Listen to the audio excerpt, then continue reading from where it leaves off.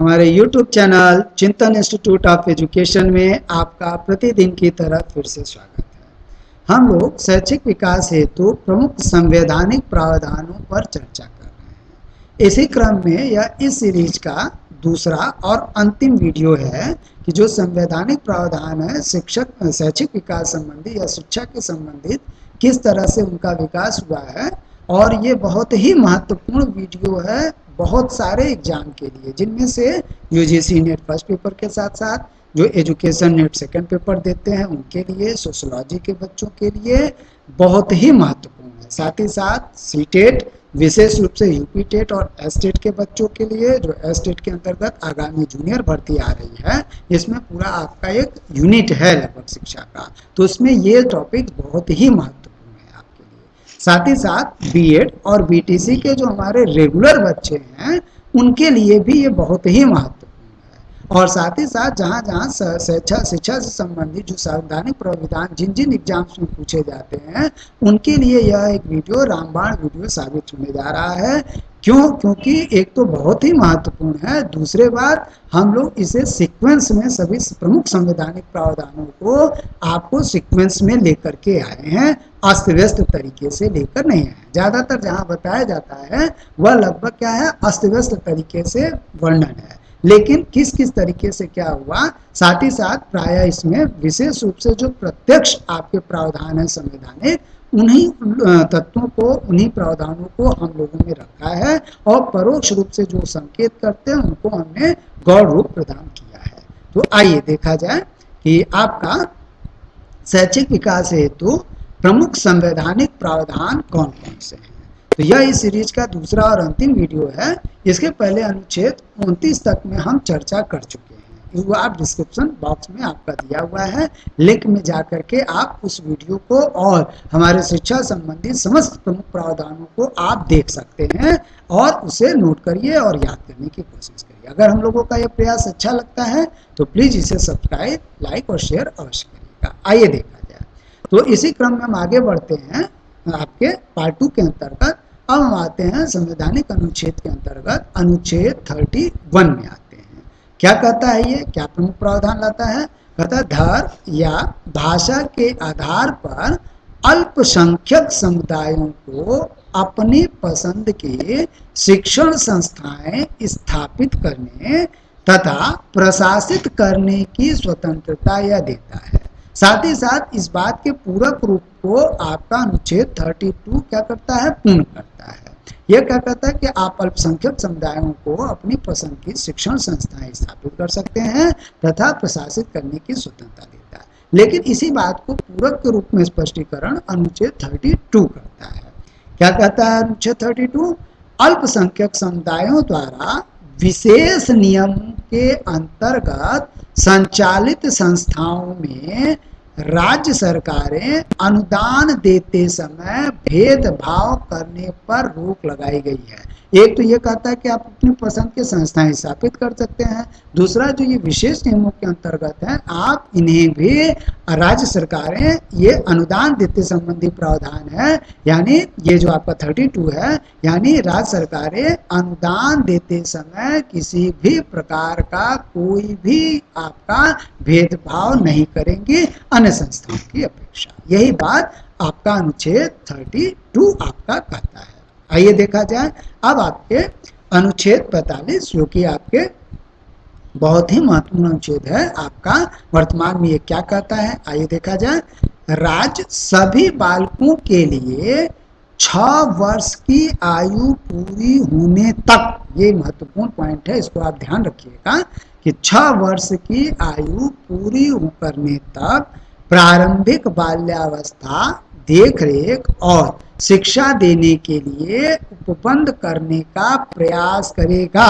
तो ये आपका 6 वर्ष की आयु पूरी होने तक आपका प्रारंभिक बाल्यावस्था देखरेख तथा शिक्षा देने के लिए उपबंध करने का प्रावधान अनुच्छेद 45 अपने संशोधित और अद्यतन रूप में इसको करता है।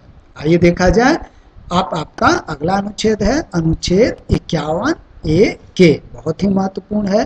क्या कहता है कि 6 से 14 वर्ष तक की आयु के बच्चे के माता पिता या प्रतिपाल्य जिसे अभिभावक कहते हैं, माता पिता या अभिभावक या संरक्षक को अपने बच्चों को शिक्षा दिलाने के लिए अवसर उपलब्ध कराने का प्रावधान करता है। ये भी आपका प्रत्यक्ष रूप से अनुच्छेद 51 ए के जो है आपका, ये भी शिक्षा से इस तरह से प्रमुख प्रावधान करता है, शिक्षा के इस तरह से संबंधित है। आइए अब हम लोग दो महत्वपूर्ण अनुच्छेदों पे देखते हैं कि क्या ये शैक्षिक प्रावधान करते हैं, आपका संवैधानिक प्रावधान करते हैं।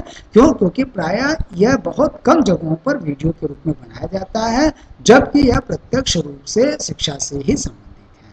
आइए देखा जाए क्या कहता है कि यह अनुच्छेद 246 इधर हाल ही के वर्षों में कई प्रतियोगी परीक्षाओं में पूछा हुआ है। आइए देखा जाए क्या कहता है। केंद्र तथा राज्य सरकारों के बीच शिक्षा संबंधी उत्तरदायित्वों का विभाजन किया गया है। किस अनुच्छेद के अंतर्गत? अनुच्छेद 246 के अंतर्गत। यानी केंद्र और राज्य सरकार आपस में किस प्रकार के शिक्षा के उत्तरदायित्वों का विभाजन करेंगे, इस बात का संवैधानिक जो आपका प्रावधान कौन सा अनुच्छेद करता है? अनुच्छेद 46 करता है।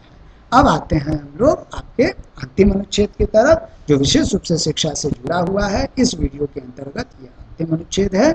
आइए देखा जाए अनुच्छेद 350 आपका भाषाई दृष्टि से अल्पसंख्यक समूहों के बालकों को अल्पसंख्यक समूहों के बालकों को उनकी मातृभाषा में प्राथमिक शिक्षा उपलब्ध कराना सरकार या स्थानीय निकाय का दायित्व बनाया गया है। यानी वे अल्पसंख्यक समूह के बालकों को उनकी मातृभाषा में शिक्षा कौन उपलब्ध कराएगा? सरकार या स्थानीय निकाय के दायित्व को निर्धारित किया गया है कि आपको उनको कराना होगा। यह अनुच्छेद 350 करता है। इस वीडियो के प्रारंभ में ही पार्ट 1 में मैंने बता दिया था कि इनमें हम लोगों ने लगभग आपके जो प्रत्यक्ष रूप से शैक्षिक विकास हेतु जो प्रमुख संवैधानिक प्रावधान जो प्रत्यक्ष रूप से प्रभावित करते हैं, प्रायः इस वीडियो में, इन दोनों वीडियो में हम लोगों ने इन्हीं बिंदुओं को रखा है। साथ ही साथ लेकिन इसके अतिरिक्त ऐसा नहीं कि सिर्फ 300 अनुच्छेद ही आपका प्रत्यक्ष रूप से बात करता है, इसके अतिरिक्त कुछ अन्य भी प्रावधान हैं, जैसे आपका अनुच्छेद 40 या जो चीजें हैं वह भी अपरोक्ष रूप से शिक्षा से ही संबंधित करता है। लेकिन हम लोगों ने, चूंकि आपकी जानकारी के अनुसार मैं ये बता दूं कि इसमें उन्हीं प्रमुख बिंदुओं को रखा गया है जो कि प्रायः प्रतियोगी परीक्षाओं में विगत वर्षों में पूछे गए हैं और लगभग प्रत्यक्ष रूप से इसको प्रभावित करते हैं। इसके अतिरिक्त इसका मतलब ये नहीं है कि अन्य प्रावधान अपरोक्ष रूप से, अप्रत्यक्ष रूप से शिक्षा से जुड़े नहीं हुए हैं। तो इसलिए हम लोगों की इस वीडियो का यह एक सीमांकन भी है और आपको दोहराव से बचाना भी है, भटकाव से भी बचाना है। प्रायः जितने अनुच्छेदों पर हम लोगों ने चर्चा किया है, लगभग 10 या लगभग 8 या 10 अनुच्छेदों के ऊपर, तो ये प्रमुख जो पार्ट 1 वीडियो के और पार्ट 2 वीडियो के, तो प्रयास करते हैं कि यही जो प्रमुख अनुच्छेद हैं ये आपसे लगभग पूछे जाते हैं।